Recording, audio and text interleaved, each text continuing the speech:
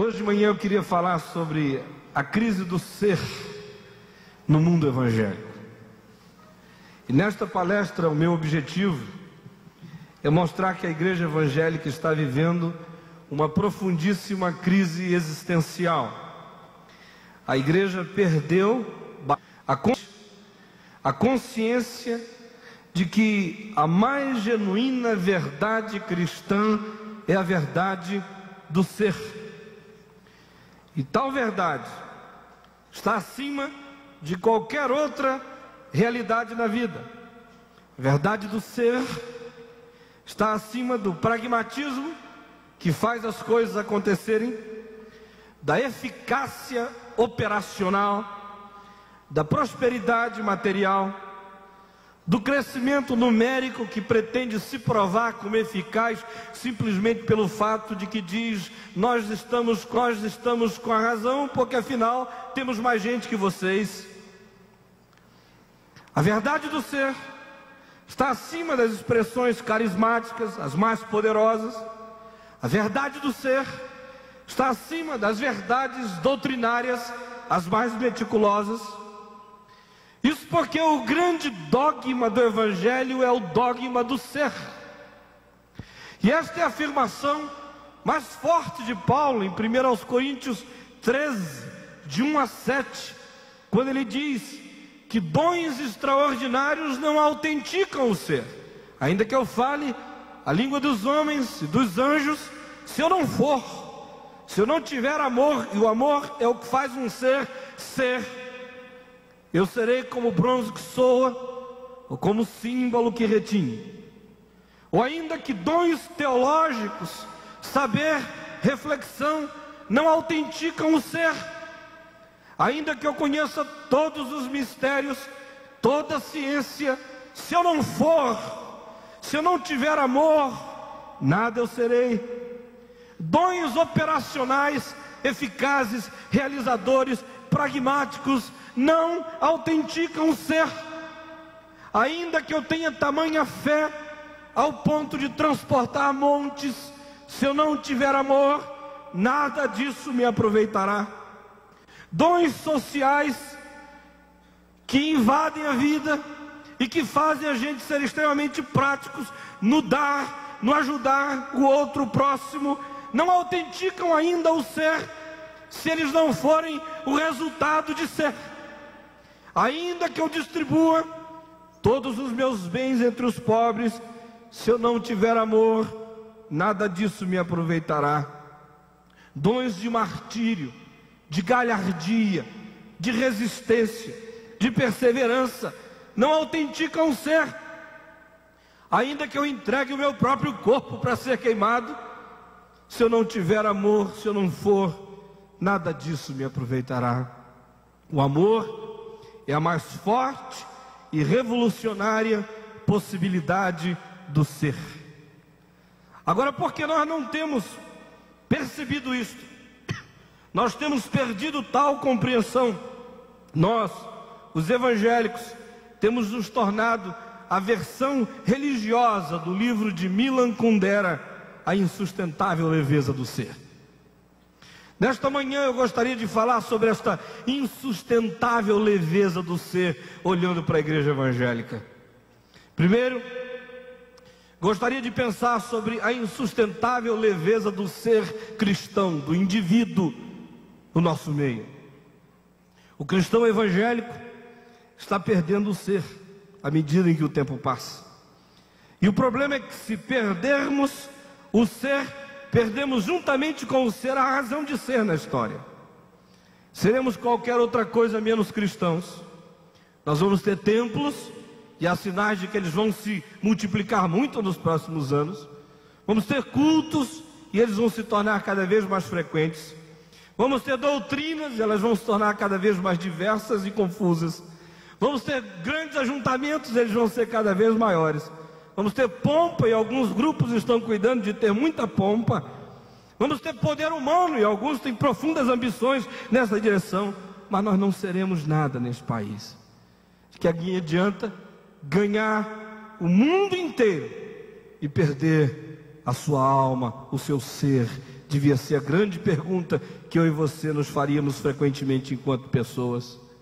Eu aqui me lembro da história contada, recontada, até cansativa para alguns, do encontro de Tomás Aquino com o Papa, e o Papa disse a ele: veja como hoje eu, na condição de sucessor de Pedro, já não posso mais dizer o que Pedro dizia: não tenho prata nem ouro, porque eis aqui templos, monumentos, prata, ouro, poder em abundância. E Aquino disse a ele: é, sua eminência, mas o senhor também não pode mais dizer para o coxo: em nome de Jesus, levante e anda. Me parece que esta é a situação. À medida em que a gente parte para algumas coisas e enfatiza-se o ter, perde-se o ser, a eficácia mais profunda de ser. A fé cristã é uma fé baseada totalmente no ser. Veja, por exemplo, em Hebreus, no capítulo 11, do verso 1 ao verso 40, textos que afirmam sobre a fé. E vejam que do verso 1 ao verso 35, ali se fala daqueles que foram e tiveram, como Abraão, que foi e teve. Havia um ser, e esse ser foi de alguma forma algo que recebeu a adição do ter. Diz a Bíblia que se tornou rico, pai, e prosperidade, e uma série de coisas brotaram dele. Agora leia do verso 35 em diante, aonde se fala só daqueles que foram e não tiveram. Eu vejo toda essa teologia da prosperidade afirmando o ter. Peço para eles lerem esse texto. Mostra que a fé profunda, genuína, nem sempre é fé que garante a você o ter, mas é sempre fé que garante a você o ser. Agora o interessante é que do verso 35 em diante é de onde se fala dos homens dos quais o mundo não era digno. E esses dos quais o mundo não era digno não foram os que foram e tiveram, foram os que foram e não tiveram. Esses é que eram a dramática manifestação da graça de Deus na história. No entanto, desde o princípio de sua história, a igreja vem lutando com a intenção de trocar o ser pelo ter. Foi assim com Constantino, uma igreja que era, passou a ter, perdeu o ser. Foi assim com o poder papal. Alguns movimentos, por exemplo, como o movimento monástico, que eram movimentos em busca do ser, tentando tensionar uma igreja que só tinha e não era, depois de um tempo foram absorvidos, e movimentos de ser se transformaram em movimentos de ter. A reforma protestante começou como um movimento em busca do ser, acabou em muitos lugares como um movimento em busca do ter. Foi assim na Alemanha, foi assim em Genebra, foi assim com os huguenotes na França, que apesar de pequenos, tinham uma ambição muito grande pelo ter. Foi assim com os ingleses na Inglaterra. Os avivamentos, por exemplo, muitos deles, eu diria que todos eles, começaram como movimentos de busca do ser. Muitos deles se transformaram em movimentos de busca do ter. O movimento pentecostal no mundo inteiro, para não falar do mundo inteiro, deixa eu falar do Brasil, começou como um movimento em busca do ser. Ser crente, ser vivo, ser cheio, ser aquinhoado por dons, ser lutador. E à medida em que o tempo passa, vai ingressando fortemente na perspectiva de ser um movimento que enfatiza apenas o ter. Não estou dizendo com isso que nós não possamos ter. No entanto, quando a busca do ter é o alvo da vida, o ser se desvanece. O ter só é sadio quando ele é consequencial, quando ele segue o ser. Se Deus quiser que o ser traga consigo como decorrência o ter. No Brasil, tal influência tem sua fonte básica em certas teologias norte-americanas que já estão aqui há muitos anos. Não são teologias de todo erradas. Se alguém chega e diz que a teologia da prosperidade está de todo errado, não está. Tem muitas coisas positivas nela. Algumas delas têm aspectos e elementos que eu acho que fazem falta na nossa vivência de fé. Por exemplo, o estímulo a viver com fé, o estímulo a ter uma mente positiva, o estímulo a ser confiante, o estímulo a viver com coragem, o estímulo a não desistir com facilidade, o estímulo a ambicionar a vida, que seja alguma coisa que quebre o ciclo da mediocridade imediata. Todos esses são estímulos positivos e, a meu ver, eminentemente bíblicos. Eu tento vivê-los e praticá-los. No entanto, quando essa teologia sistematiza, quando ela se sistematiza, normalmente ela se torna reducionista, se torna unilateral, se torna obcecante, se torna enfraquecedora do ser, na medida que o grande ser que se enfatiza é o ser, sobretudo, próspero materialmente, o que implica em não ser, mas sobretudo em ter. A Bíblia ensina 5 verdades básicas a respeito da relação entre ser e ter. Primeiro, a palavra de Deus diz que a grande prosperidade humana é a prosperidade do ser. Veja Jesus em Mateus, no capítulo 5, que é o texto da prosperidade por excelência. Começa com bem-aventuranças, felizes, prósperos.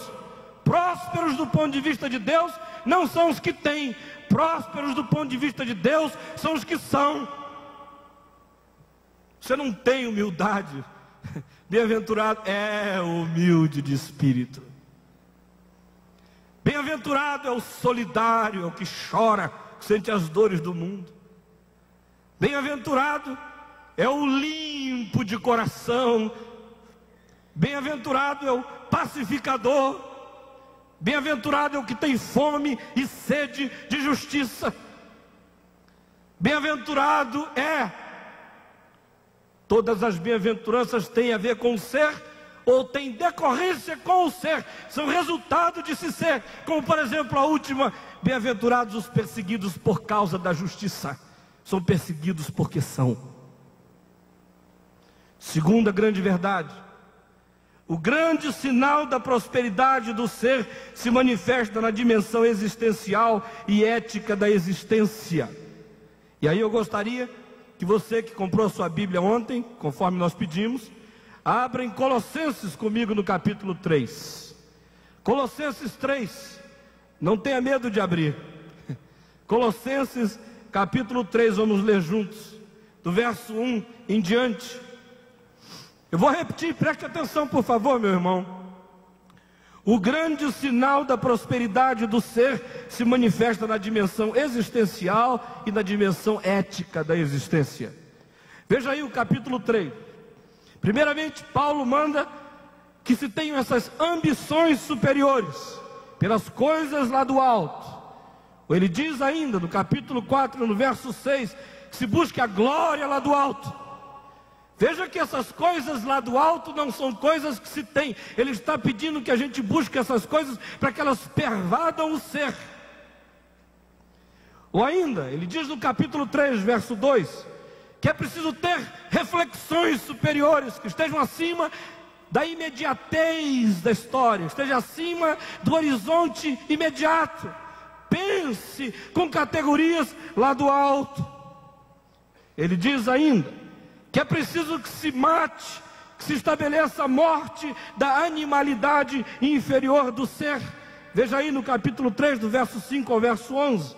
Primeiro ele diz: tem que morrer a animalidade inferior do comportamento, fazei morrer a natureza terrena, prostituição, impureza, paixão lascívia, desejo maligno, avareza, que é a idolatria, porque estas coisas atraem a ira de Deus. Ele prossegue e diz: faça morrer as animalidades inferiores do seu caráter.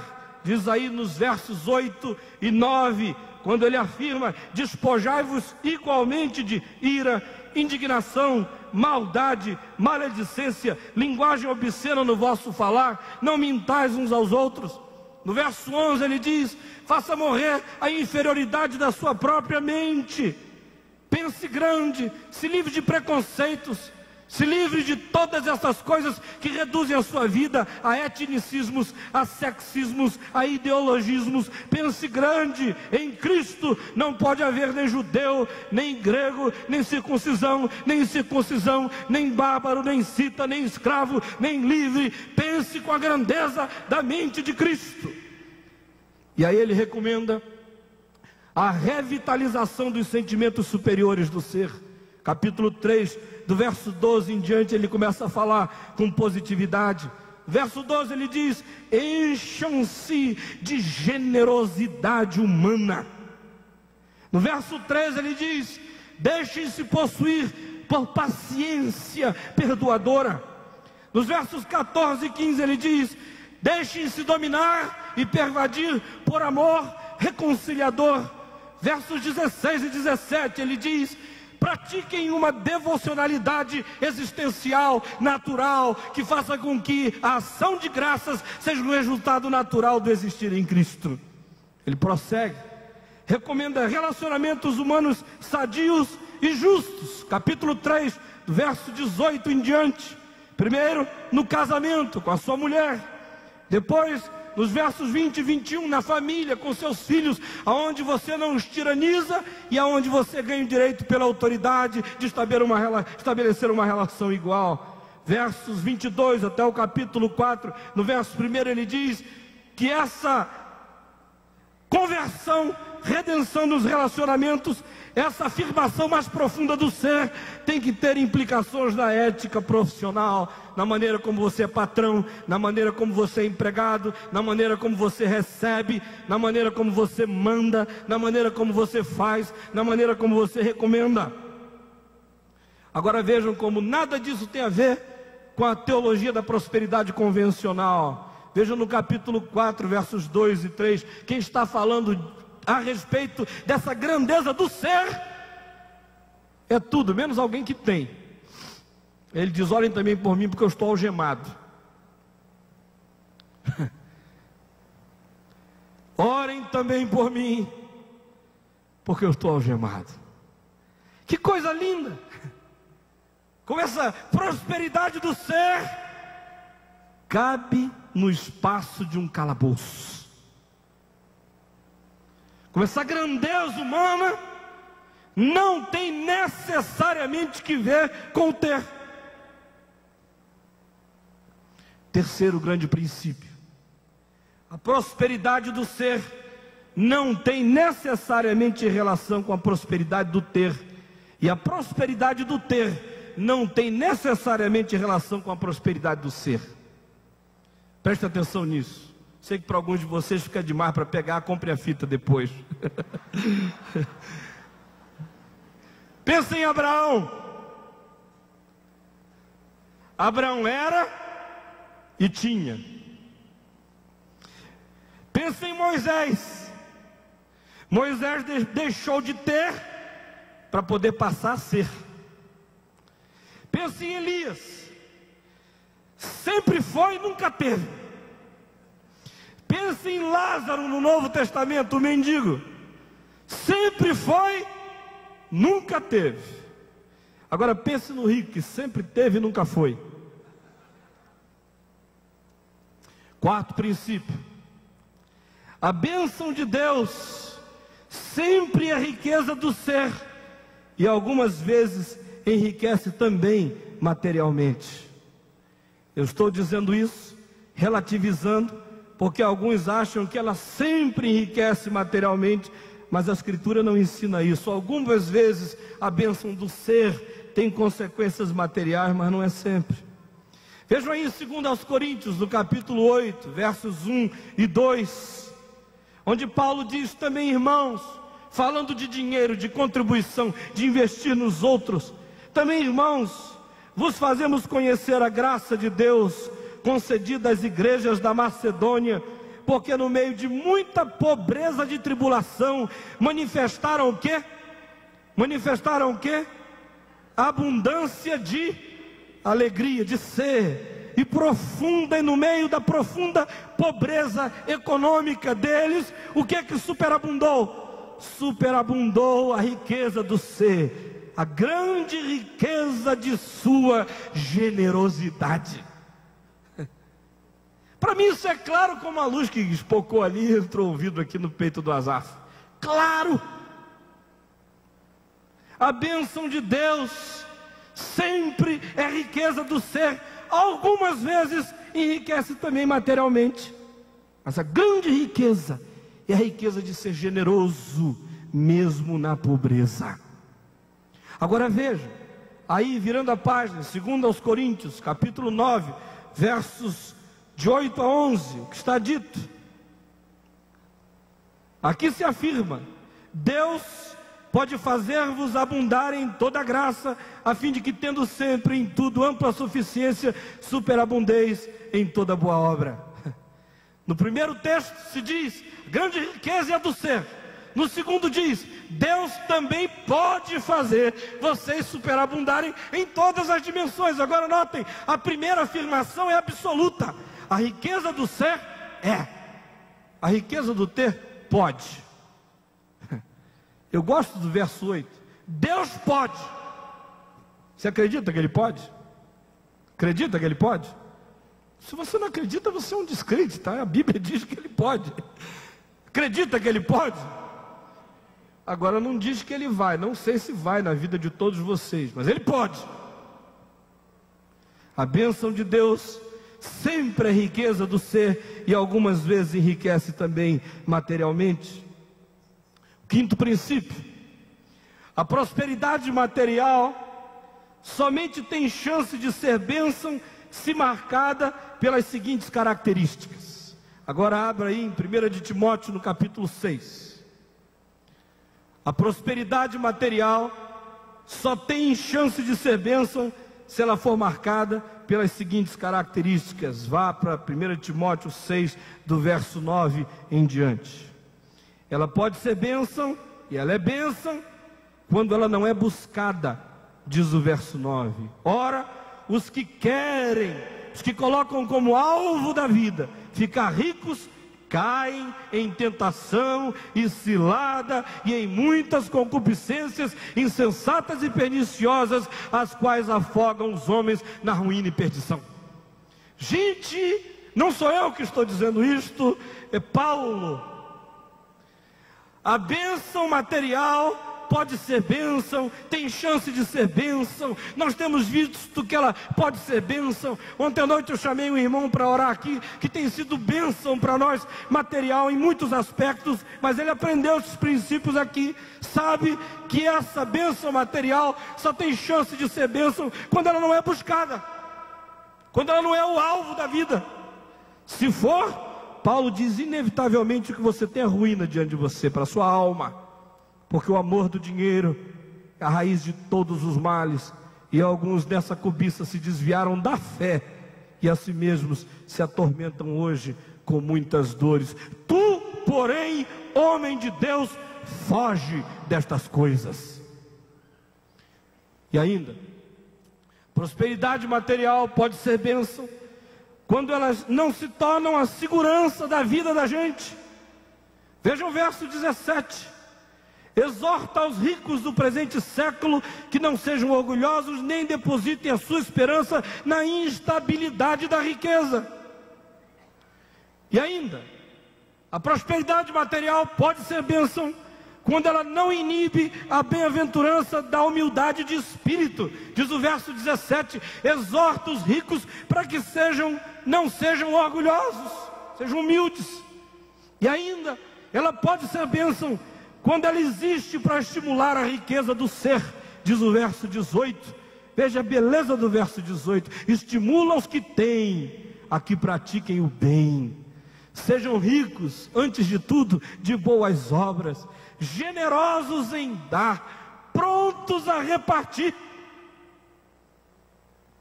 E por último, a prosperidade do ter só pode ser bênção quando ela serve como parábola de um bem maior e duradouro, quando ela aponta na direção de uma outra riqueza, que é a grande ambição do ser. Diz o verso 19: exorta os que têm a que acumulem para si mesmos tesouros, sólido fundamento para o futuro, a fim de se apoderarem da verdadeira vida. Aleluia. Agora preste atenção, meu irmão, minha irmã. O que acontece quando o cristão perde a ênfase no ser e concentra todos os sinais de sua bem-aventurança no ter? O que acontece? Eu lhes diria que acontecem basicamente 4 coisas. A primeira: volta-se a mentalidade de sinagoga dos dias de Jesus. vira judeu, daquele tipo de cabecinha pequenina, do tipo que Jesus enfrentou, para quem Jesus contou a parábola do rico e do Lázaro. A parábola do rico e do Lázaro foi contada num contexto onde a bênção do ser tinha sido vilipendiada, tinha sido pisada pela ênfase e pela obsessão na bênção do ter. Segundo lugar, envereda-se pelo caminho já muitas vezes percorrido pela igreja no passado, cujo fim é a corrupção ética da fé, a hipocrisia, o desprezo pelo pobre, a obsessão pelo poder e no fim a frustração. Em terceiro lugar, absolutiza-se uma consequência relativa e relativiza-se uma causa absoluta. Ou seja, absolutiza algo que é relativo. O ter pode ser, não sei se é, não é absoluto. Quem sabe, Deus vai dar, mas é relativo. Quando a gente inverte a ordem, a gente absolutiza essa consequência relativa e a gente relativiza uma causa que deve ser sempre absoluta. A grande causa do ser é ser.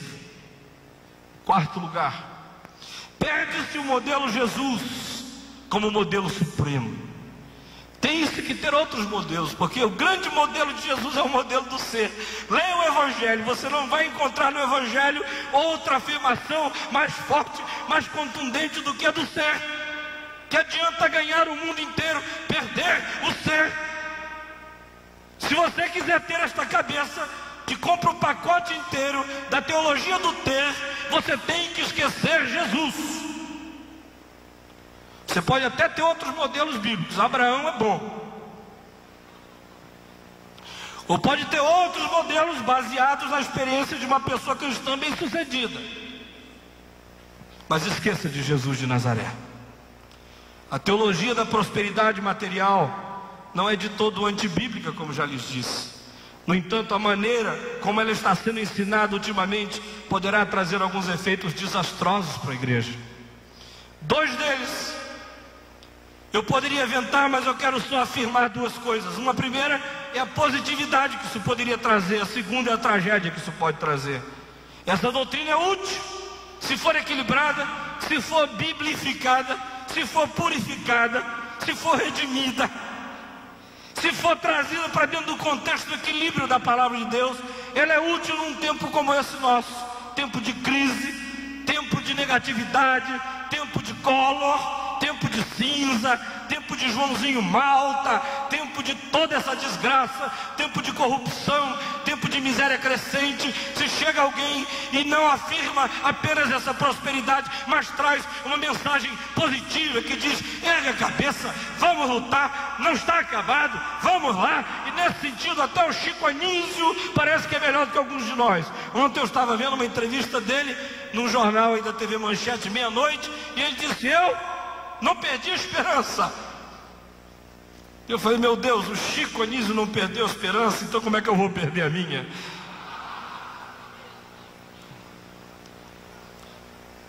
Agora, uma segunda coisa: essa doutrina pode ser desastrosa se a ênfase for sobretudo no ter e não no ser, como quando ela se fecha num círculo teológico que impossibilita as pessoas de verem todo o universo da revelação. Uma igreja ou um cristão que tem, mas não é um cristão morto, ainda que ele esteja cheio de tudo que ele quer ter. Essa é a insustentável leveza do ser do cristão evangélico. Nós vamos ver agora a insustentável leveza do ser da igreja evangélica. Não apenas os evangélicos como indivíduos estão perdendo o ser, mas a igreja também está. Afinal, a crise dos indivíduos implica na crise da sociedade.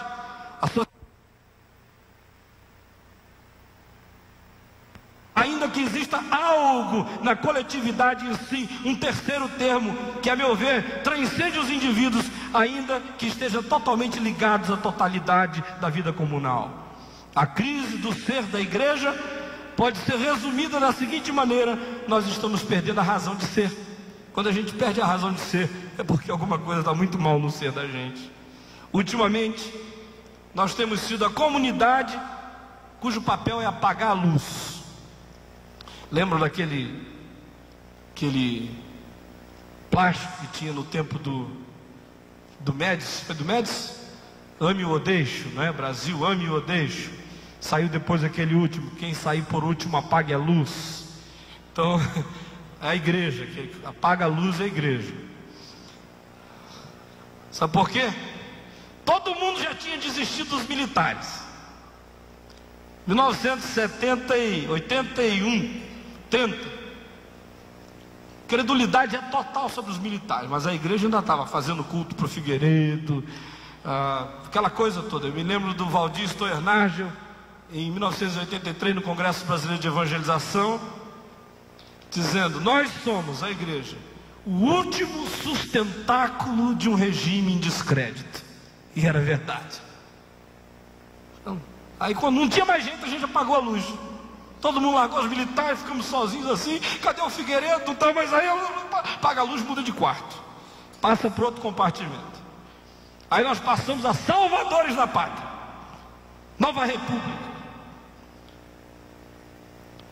E a pátria estava afundando. E a gente pensou que a pátria estava boiando. Aí de repente a gente viu que a pátria estava afundando. A gente apagou a luz e pulou para outra. Aí nós nos tornamos marxistas, quando o marxismo estava acabando. Aí nós nos tornamos ideologizados, quando o mundo caminhava na direção da diminuição da carga ideológica. Eu não sei qual é o próximo passo. Dessa sensação horrível que a gente está sempre apagando a luz. E por que nós temos sido assim? Por que nós somos a igreja que apaga a luz da história? Porque não temos sabido quem somos. Se nós soubéssemos quem nós éramos, nós não precisávamos ficar mudando de moda teológica em moda teológica, moda ideológica em moda ideológica, moda sociológica em moda ideológica, porque se eu sei quem sou, eu sou. Mude o resto e volta, eu sei para onde estou indo.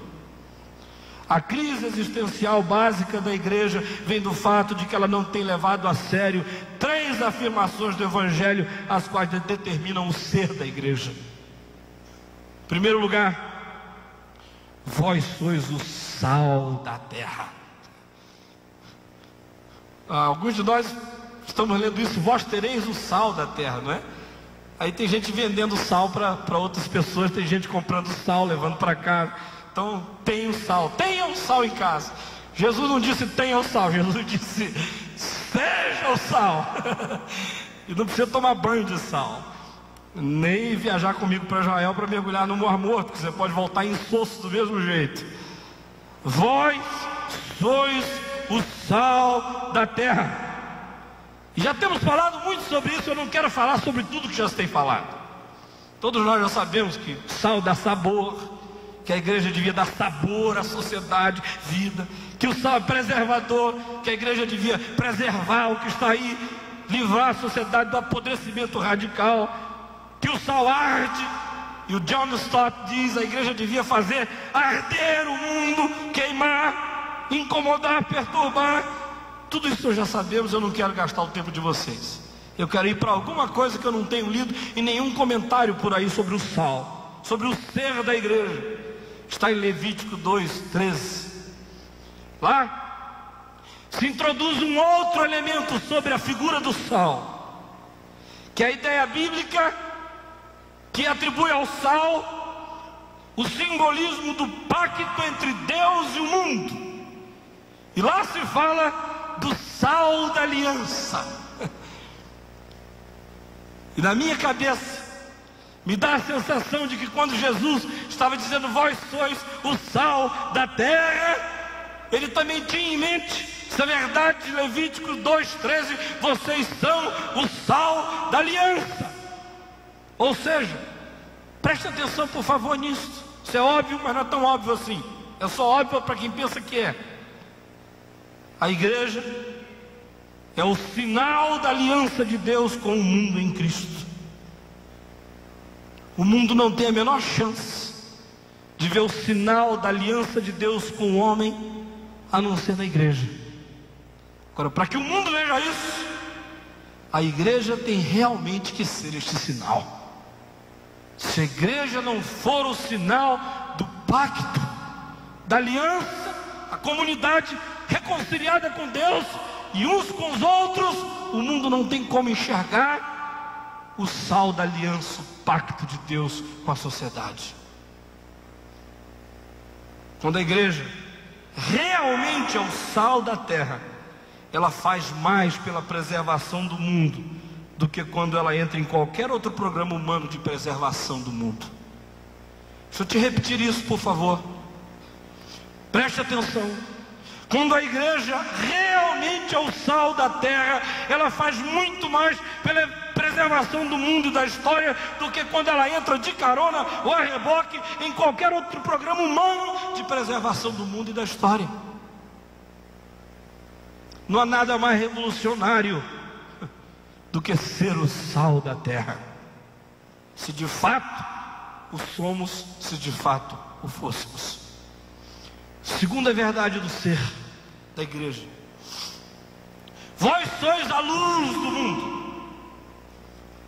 E a ênfase é também no ser, e tem 3 implicações básicas, presta atenção. A primeira: ser essa luz significa prevalecer sobre a escuridão moral e espiritual do mundo. A luz resplandece nas trevas, e as trevas não prevalecem contra ela. Agora, o que a gente está vendo é que a luz da igreja, como eu já disse algumas vezes, é luz negra. Sabe essa luz negra? Luz de boate. Não sei quantos já viram luz negra. Eu já tive um tempo que via toda noite. Estroboscópica, negra, essa coisa toda. Ilumina nada, só deixa os vultos. Para ser essa luz, a igreja precisa prevalecer sobre a escuridão moral e espiritual do mundo. Pergunta é: qual é a diferença que há do ponto de vista moral e ético entre a vida dos cristãos da igreja e os que estão do lado de fora, com exceção do fato de que nós não fumamos, não bebemos e não jogamos, apesar de que no resto a nossa vida às vezes é uma safadeza só. Falo isso com toda honestidade. Eu podia escolher outra palavra, eu conheço bem o vernáculo português, escolhi safadeza de propósito. Me desculpem, irmão, se vocês não voltarem ano que vem no Congresso da Vinde, é uma bênção para o pastor João, tem menos problema para resolver.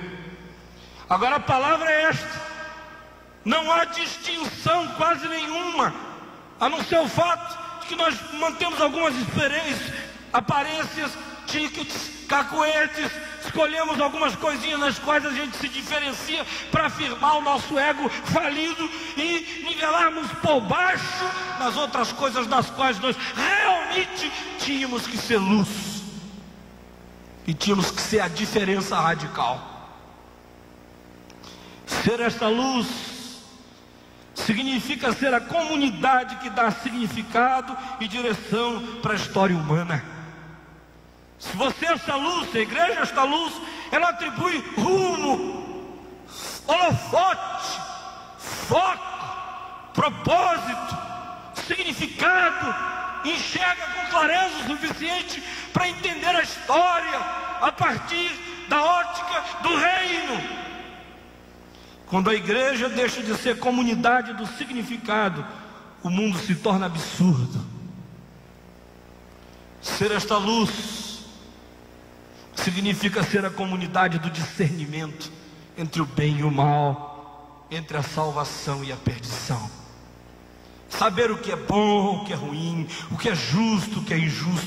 Quando a igreja não tem esse discernimento, como às vezes a gente percebe que não há, nós vivemos numa linha profundamente cinzenta de coisas que se mesclam. E a injustiça do mundo está dentro das diretorias da igreja, está dentro das missões de fé, está dentro das denominações, está dentro da politicagem que a gente faz, às vezes até pior, não há discernimento. Então é porque nós não somos a luz do mundo. Ainda que você construa um templo no Corcovado e o ilumine do jeito que você quiser iluminar. Terceira verdade que nós temos perdido como comunidade: Jesus disse: eu vos envio como ovelhas no meio de lobos. Mateus 10, 16 a 33. Ovelhas no meio de lobos. Outra vez, a ênfase é no ser, é na natureza essencial da igreja. Aliás, tudo que se promete é ser perseguido e sujeito às ambiguidades da história no resto desse capítulo. Agora preste atenção, irmão. O que significa ser ovelha no meio de lobo? Isso parece muito diferente de algumas pregações que a gente ouve por aí. Em alguns lugares a sensação que eu tenho é que o pessoal está dizendo assim, parece que Jesus disse: eis que eu vos envio como lobos no meio das ovelhas. Papa, essa moçada todinha aí. Ovelhas no meio de lobos. Isso significa levar sobre si os pecados do mundo. Lembrem-se da ovelha das ovelhas, o Cordeiro de Deus, que tira o pecado do mundo. Eu não posso começar a ser ovelha diferente do grande Cordeiro. Agora preste atenção, a igreja não salva, porém ela tem que, como o Cordeiro, sofrer pelo menos o pecado do mundo. O pecado do mundo, pelo menos, tem que molestar a igreja. Agora, quando a igreja já não sofre mais o pecado do mundo, então porque ela já não é mais ovelha, ela já é lobo.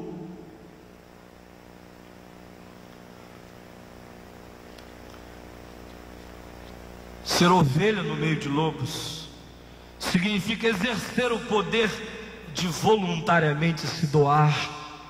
Pense na grande ovelha, no grande cordeiro que era pastor e ovelha a um tempo só, em João 10. A minha vida, ninguém a toma de mim. Eu voluntariamente a dou. Eu tenho autoridade para entregar e também para reaver. Vocês são ovelhas no meio de lobos, disse Jesus.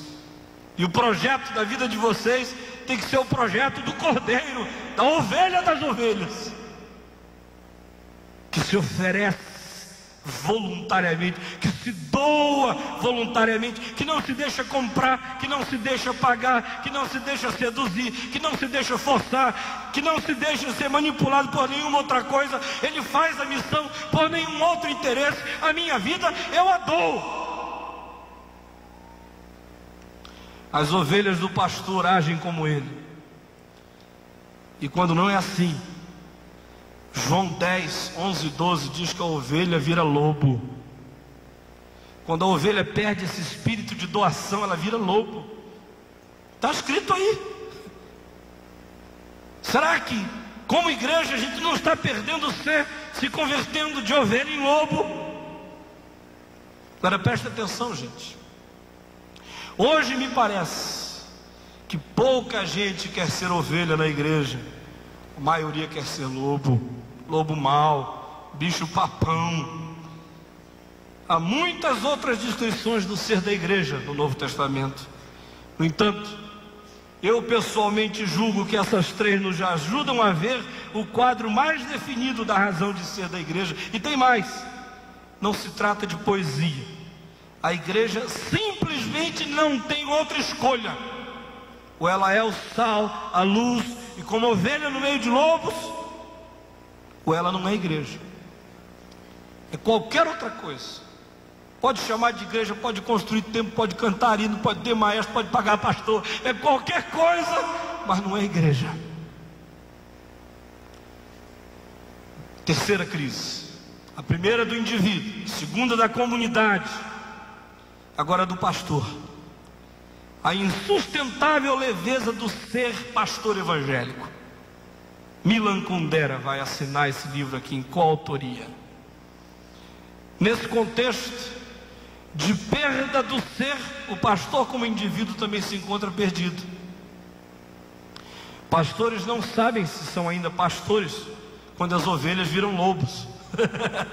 Ovelha virando lobo, o pastor diz: meu Deus, vão me comer aqui. Ou eu me lobifico,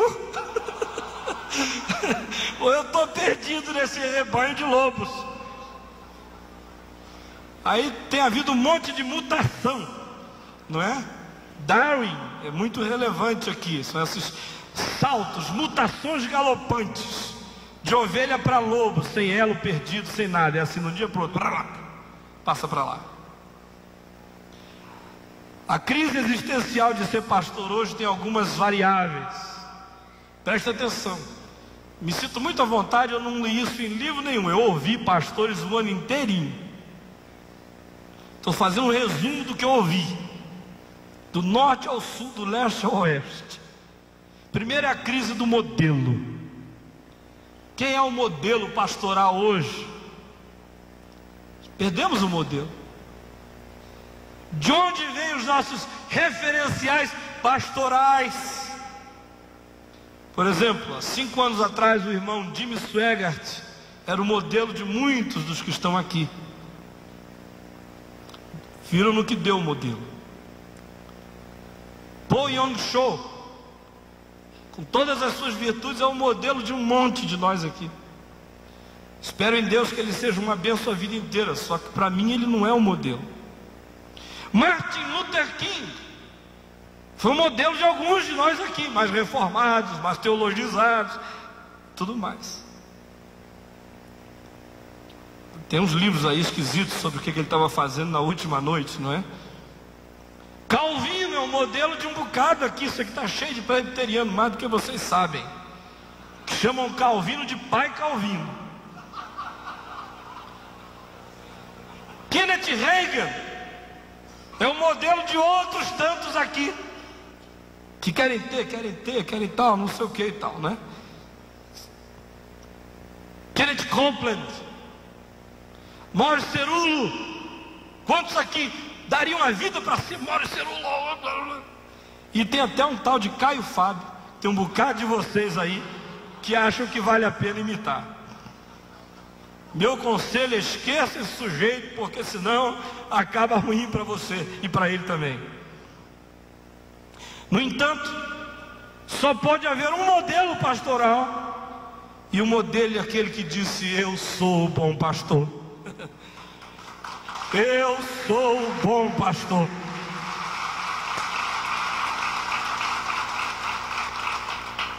Jimmy Swaggart não é o bom pastor. Paul Yong-cho não é o bom pastor. Morris Cerullo não é o bom pastor. Kenneth Reagan não é o bom pastor. Caio Fábio é um mau pastor. Jesus é o bom pastor. Ele é o modelo. Olhem aí em João no capítulo 10.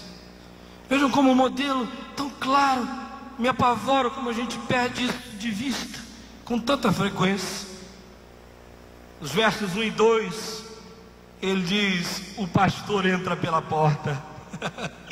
O pastor não força o caminho. Ele tem legitimidade. Ele fala porque ele tem autoridade. Ele foi ungido, ele foi ordenado. Ele não está forçando o caminho. Ele não dividiu um grupo. Ele não tem um atalho. Não está fazendo joguinho do poder. Não faz cabala. Ele entra pela porta. A porta está aberta, ele entra. Ele não arromba a porta. O pastor tem voz, diz o verso 3. As ovelhas ouvem a sua voz. Ele não grita, ele fala. O que ele fala tem conteúdo. E as ovelhas reconhecem a sua voz, porque a sua voz tem conteúdo, tem significado. Verso 4 diz: o pastor lidera. Ele faz sair a todas as que lhe pertencem, vai adiante delas. Hoje em dia, às vezes eu penso que a maioria dos pastores vão atrás delas.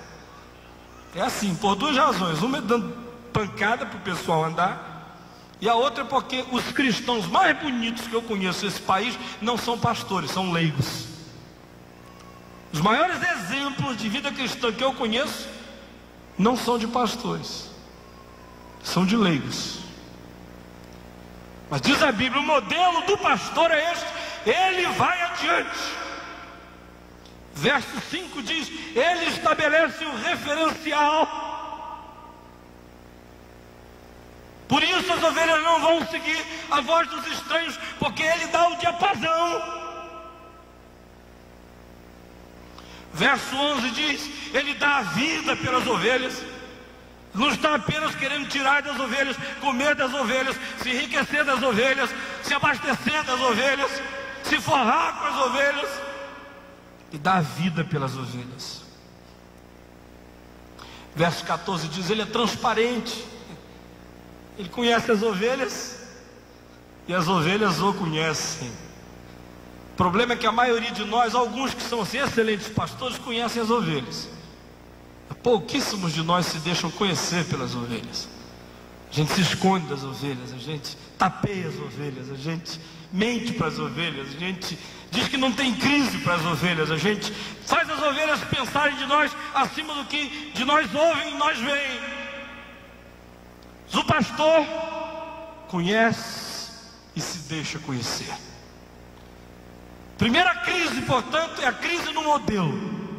Segunda crise é a crise de expectativa. O que se espera do pastorado nesses dias? A maioria de nós espera ter uma grande igreja. Não tem nada de errado com isso. Deus permita que todas as pequeninas igrejas cresçam muito, que todas as grandes se multipliquem bastante. Agora, o errado é quando a expectativa pastoral é ser o pastor sentado naquele trono que tem aquelas abas compridas assim no meio, atrás do púlpito. Pastor de uma grande igreja, sensação papal, vaticanal, sanpetrificação do ser.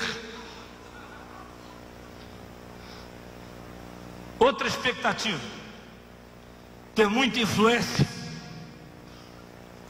dizer e fazer as coisas acontecerem, como dominó. O poder político, já vimos que isso aqui é seríssimo. Maioria dos deputados, vereadores, deputados estaduais, deputados federais, evangélicos, quem eram? Quem? 85% eram pastores.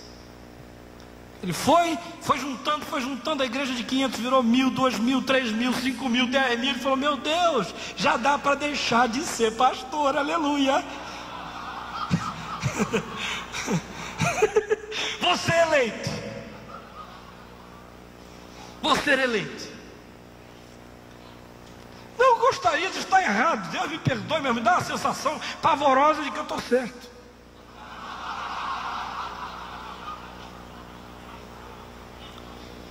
Outra expectativa, a expectativa da fama. Queria ser famoso. Você não sabe que coisa desgraçada é ser famoso. Ou a expectativa de um monte de dinheiro, de direitos autorais. Tem gente que pensa que eu devo estar riquíssimo aí, de livro para tudo que é lado, não sei o que e tal. Engano seu, por outras razões eu não estou nem vou estar. A expectativa da submissão de todos. Aquela sensação de patrão da vida. Alguns pastores têm essa sensação, porque lá na igreja, o diretor do banco, do Bradesco, do Unibanco, o empresário, todo mundo dependendo do pastor, ele se sente acima desse pessoal inteiro. Ele é de fato um grande patrão da vida. No entanto, a leitura do Evangelho nos diz que, em geral, o que a palavra de Deus promete como expectativa pastoral é bastante diferente. A expectativa que a palavra de Deus manda que eu e você tenhamos é absolutamente diferente de todas essas que a maioria de nós tem e guarda no coração. Veja o que diz 2 Coríntios, capítulo 4, no verso 7. Qual é a expectativa que eu e você devemos ter em nós, a nível de vivência do ministério pastoral? Paulo diz: temos, porém, este tesouro em vasos de quê? De barro. Para o quê? A excelência do poder seja de Deus e não de nós. Aí ele começa a dizer quais são as expectativas. Em tudo somos atribulados. E a expectativa é, porém não angustiados. Perplexos. E a expectativa é, porém não desanimados. Perseguidos. E a expectativa é, porém não desamparados. Abatidos. E a expectativa é, porém não destruídos, levando sempre no corpo o morrer de Jesus, para que também a vida, a sua vida, se manifeste em nosso corpo mortal. Porque nós, ministros que vivemos, somos sempre entregues à morte por causa de Jesus, para que também a vida de Jesus se manifeste na nossa carne mortal, de modo que em nós, pastores, ministros, deveria operar a morte, mas em vós, igreja, deveria operar a vida. Veja a distinção aqui entre o nós e o vós. Essa é a expectativa. Ouvirem a página aí, 2 Coríntios capítulo 6, para outra lista de expectativas. Capítulo 6, verso 10. Paulo diz que ele se apresenta como ministro de Cristo. E ele se recomenda, veja o verso 4 do capítulo 6. Pelo contrário, veja comigo, em tudo recomendamos-nos a nós mesmos como ministros de Deus. Qual é a recomendação?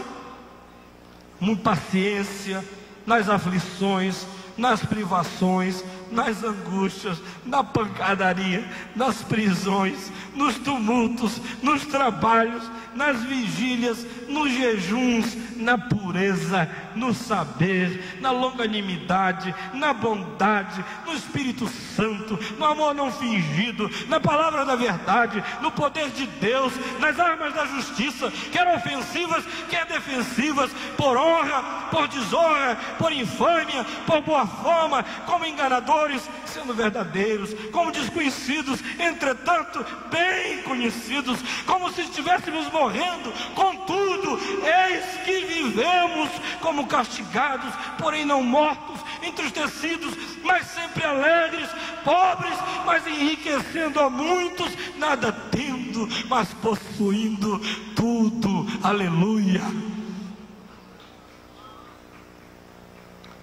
Amados irmãos, eu não estou aqui pregando um modelo pastoral sofrido, não é isso. Eu tenho uma casa, eu tenho carro. Se eu puder sentar numa cadeira macia, eu não sento numa pedra.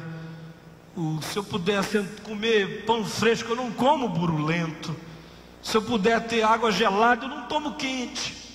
Sinceramente, não estou advogando nada disso, é uma hipocrisia. Mas eu acho que alguma coisa do ser aqui, que eu e você, que a maioria de nós estamos perdendo profundamente, a respeito de ser homem de Deus, ministro do Evangelho. A terceira crise, a primeira é a do modelo, a segunda é da expectativa, a terceira é a da qualificação. Vamos ver as qualificações. As expectativas de qualificação passaram a ser seculares. Para ser um bom pastor, o indivíduo tem que primeiro ser bom de comunicação, né? Tem alguém até que já ouviu alguns dias assim, que ele podia ir para o seminário ter uma boa conversa. Podia ir, bom de papo, gogozinho, rápido, língua doce. Dava um bom pastor. E outras coisas. Camelô, quem sabe. Terror das mulheres dos vizinhos. Bom de comunicação. Boa aparência. Já ouvi uma pessoa dizer assim para mim: fulano tem tanto unção, pena que é feio de morrer. Feio de morrer. Se fosse um pouquinho mais ajeitado, ele ia explodir, mas como ele é feio, o ministério dele não tem chance. Boa roupa, boa educação, boa presença.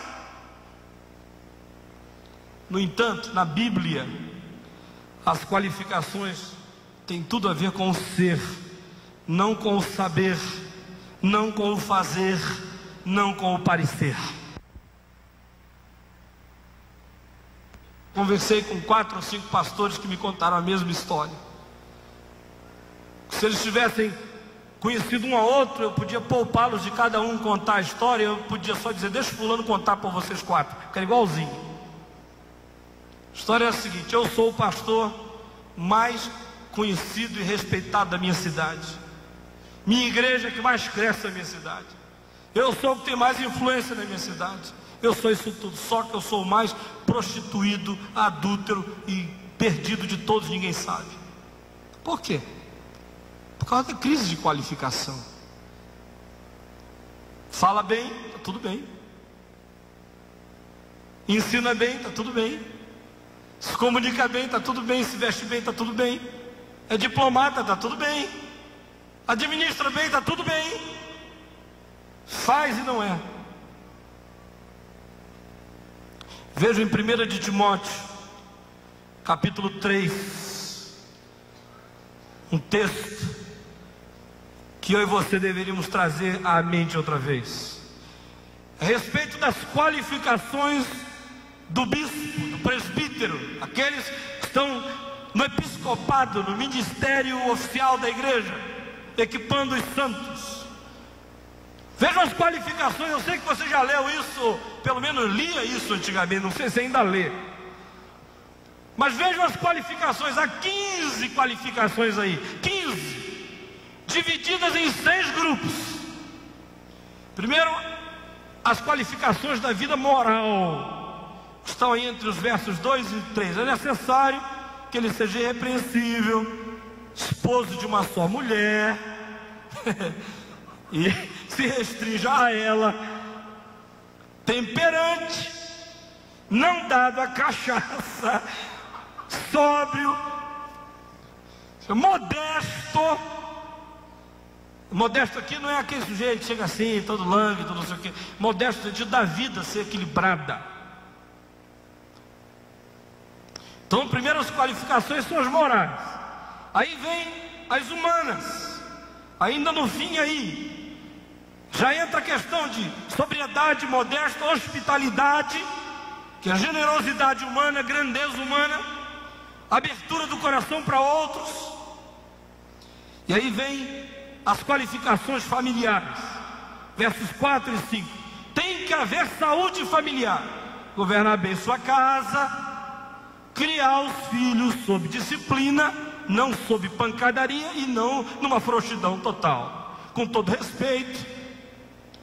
Pois se alguém não sabe governar bem a própria casa, como vai cuidar da igreja de Deus? É uma lógica desgraçadamente imbatível. Aí vem o verso 6, que fala do grupo das experiências de fé. Não seja neófito, menininho bobo, que ouviu o galo cantar não sabe aonde,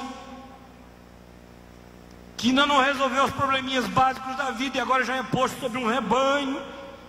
Essa coisa de gente recém-convertida que ainda não sabe nem onde é que o Gênesis está, e no dia seguinte já está no seminário.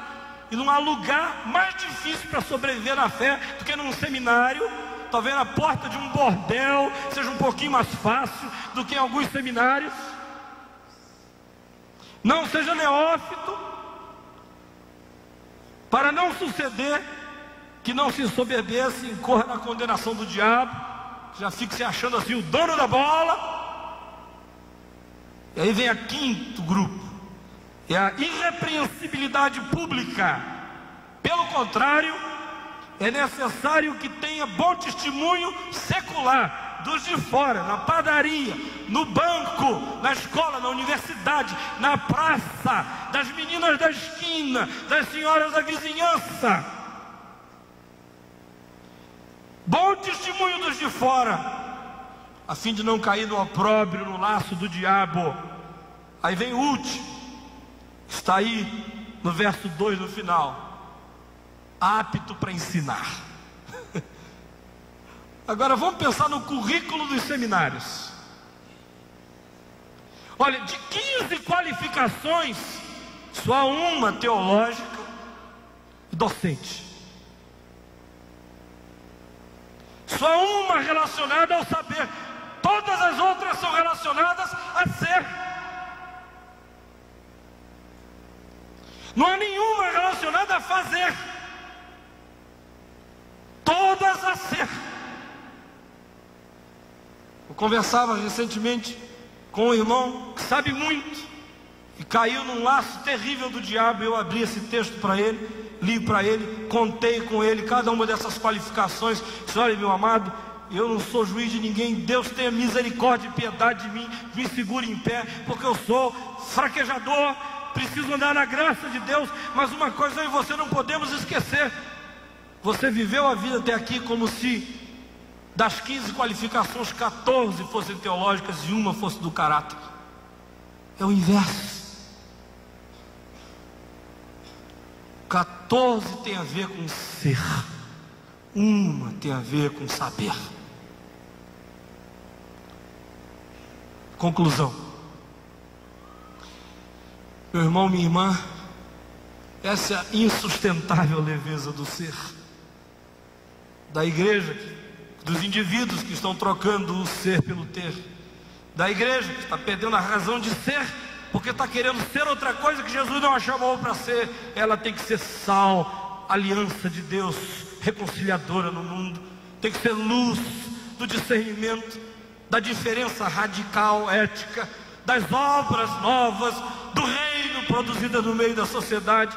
Tem que ser como ovelha no meio de lobo, gente que segue o exemplo do Cordeiro, que sofre a dor do mundo, que se dá espontaneamente para não perder a si mesmo. Eu dou e tenho poder de reaver a mim mesmo. E a insustentável leveza do ser do pastor evangélico, que está numa crise de modelo, numa crise de expectativa, numa crise de qualificação. Minha esperança é que hoje Deus nos tire dessa crise em nome de Jesus. Se quisermos sonhar com um profundo impacto da igreja neste país, nós temos que começar a buscar outra vez os valores do ser. Essa é a grande arma revolucionária da igreja, o que ela é.